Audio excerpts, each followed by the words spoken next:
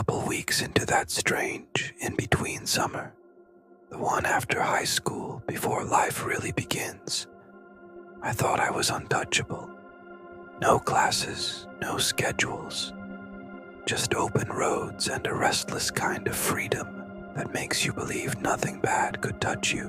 Where I grew up in Wyoming, we had this unofficial tradition.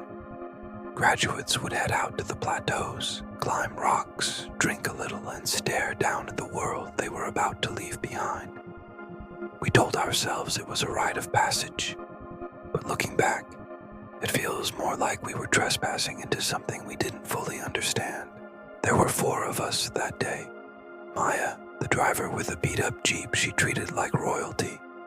Ethan, my oldest friend. Ryan, always cracking jokes. And me. We'd been planning the trip for weeks. For Maya, it was about the climb. For the rest of us, it was about the beer waiting at the top.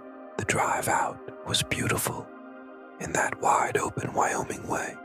Sunburnt skies, cliffs that looked like broken bones sticking out of the earth. Silence so deep, it felt alive.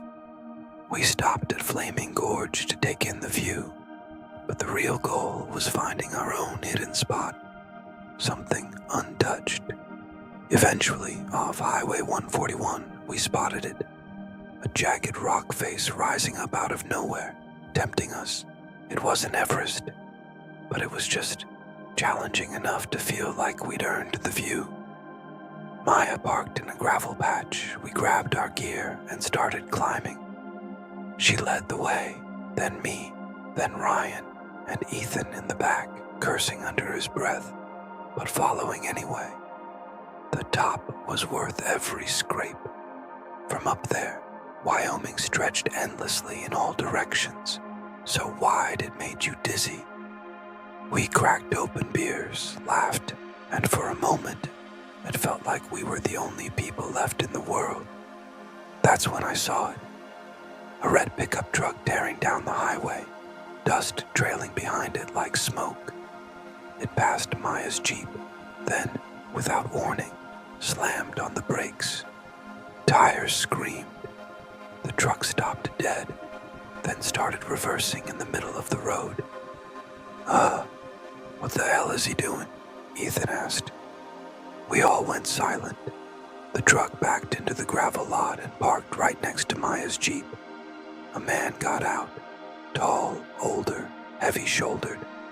From our height, he was just a silhouette. At first, I thought maybe he was another climber, but then, the way he circled the Jeep told a different story. He wasn't admiring it. He was testing it, peering in windows, tugging at handles. Ryan shouted down, "Hey, that's our car." His voice echoed across the empty highway. The man jerked like he'd been caught, then lifted his head toward us and smiled.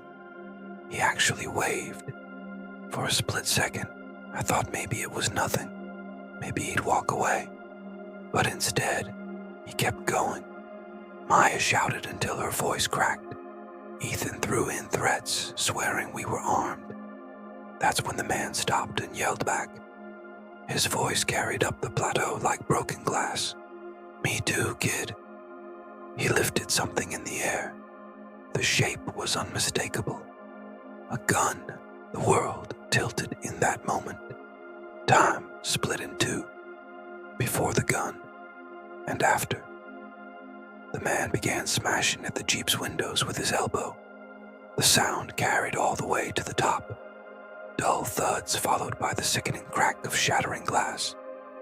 Maya snapped. She charged down the rocks, not caring about her footing. We all followed, hearts slamming in our throats. By the time we hit the ground, he had the gun leveled at us. "Stop. Hands up." I froze. The four of us raised our hands like marionettes. My skin crawled with the certainty that if any one of us twitched, we'd die right there in the gravel. Wallets, phones, on the ground. His voice was steady, practiced. This wasn't his first time. We obeyed, watching him scoop up our lives piece by piece while never lowering that weapon. Up close, I caught his face, mid-50s, beard gone patchy gray, sun-cracked skin, eyes dead as stone, the kind of face you'd never remember in a lineup, which made him even scarier. Then, like it was an afterthought, he pulled a knife and drove it into Maya's tire. Air hissed out, our last escape flattening before us. He climbed back into the truck.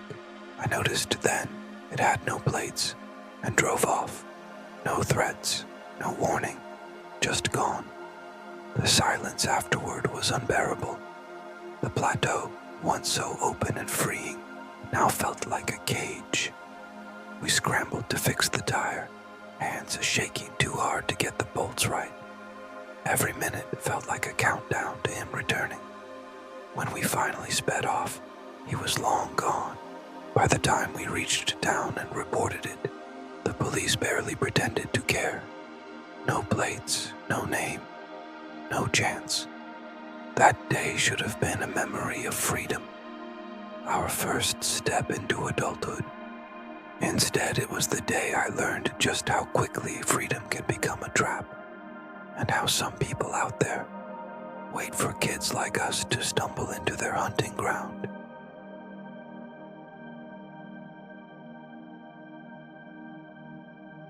My name is Sophia.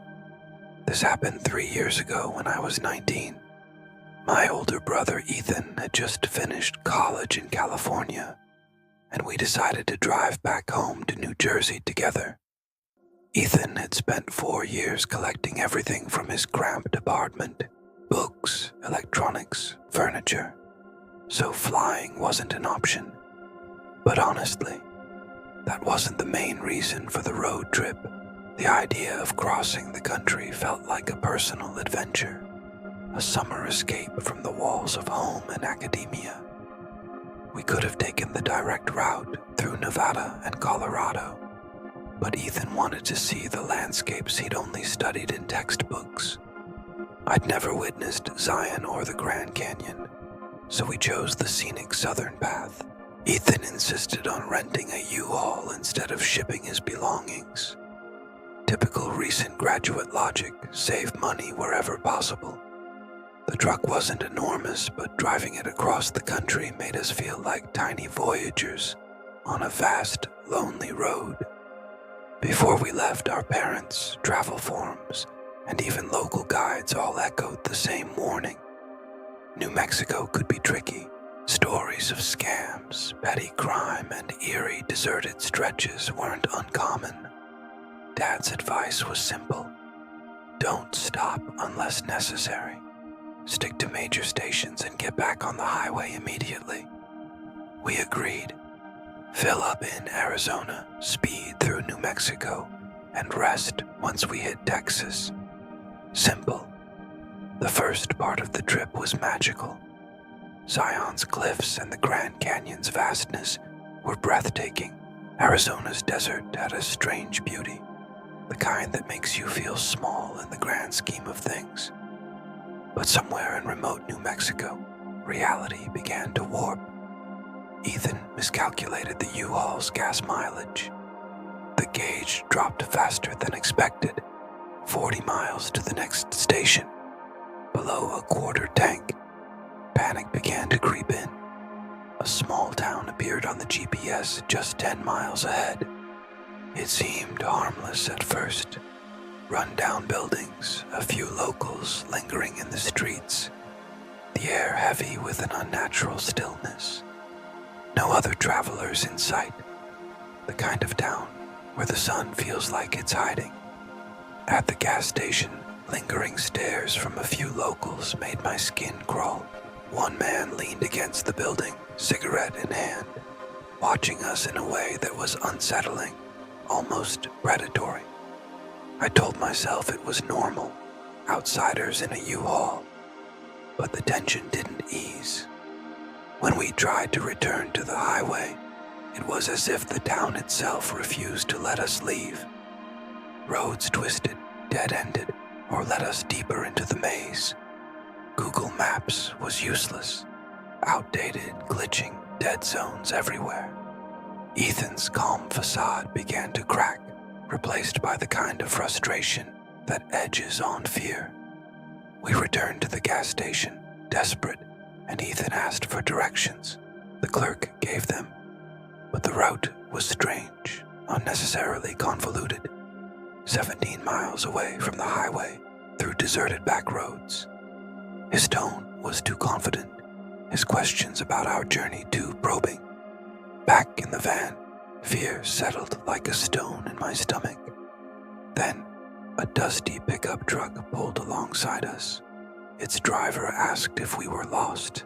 Ethan cautiously explained our route, repeating the clerk's bizarre directions. The man's expression darkened. He warned us not to follow them, describing the area as a known drug-running corridor, then gave us a safer, alternate route. Before we could respond, he was gone. Following his directions, we found a barely visible gravel road leading back to the highway. It was convoluted, unintuitive, and yet it worked. We didn't speak much after that. Even now, the memory of that town lingers. The oppressive stillness, the circular streets, the lurking sense of being watched. Ethan calls it a breathless limbo, a place where suffocation feels imminent, even if the air is clear. I've never felt that same dread anywhere else. I hope I never will.